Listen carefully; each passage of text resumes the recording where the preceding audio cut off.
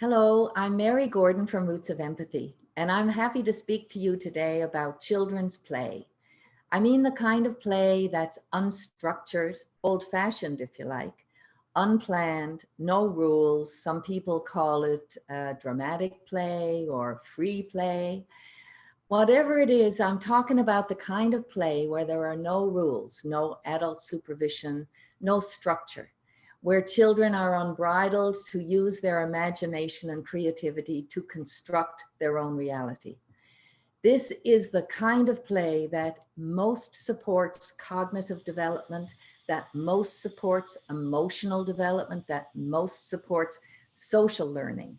So I don't know why we quite don't value it as much as we might, but hear me through and see if you want to change your mind about how you value your children's free play. Remember when they were babies, they would play all day, trying to make sense of their world. Everything they were doing was trying to understand. They were problem solving. It was deep cognitive activity. And we know that that first year of life is the biggest learning in the whole lifespan, completely through play, through unstructured play. So if we think about the benefits of play, children are learning with unstructured play how to collaborate. They're also manifesting themselves through free play. The idea that they can use their own imagination to become whoever they want to be, to construct what is not in the world at the moment, to be completely creative. And I guess the whole idea of risk taking, when you have free play, children have permission to take risks, not dangerous things, but to do things that we wouldn't have instructed them to do. So the idea of instruction is antithetical to free play. The idea is that the child is the protagonist. The child is in charge.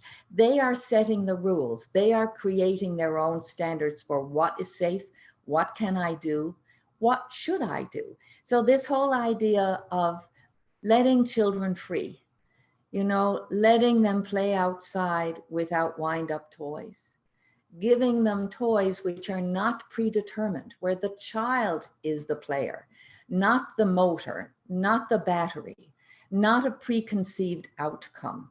Children are at their most creative and their deepest learning happens when they are in the driver's seat, so to speak. If you put a 2-year-old or a 3-year-old in a car, gave them a cardboard box, the first thing they do is get in it.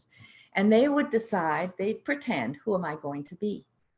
That is creative thinking at its zenith. If you gave the same box to children in a kindergarten, 5- and 6-year-olds, they'd probably prefer that to some structured play because they would create their own play. They would assign roles. They'd be at a different stage of play from the 2-3-year-old in the cardboard box. They would be cooperating and organizing. They would be creating the kind of skill set that we need. People who know how to work together, who can take a plan, who can problem solve together.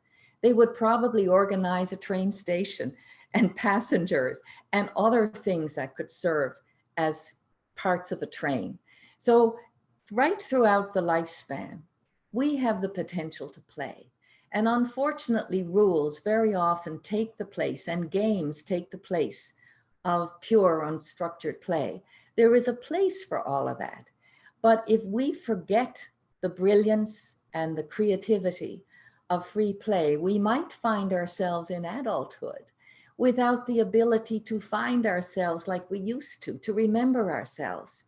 So I would just like to say 3 cheers for finding ways to recover and recapture the spirit of the play that we felt when we were little children. We will be happier for it, and our well-being will be increased.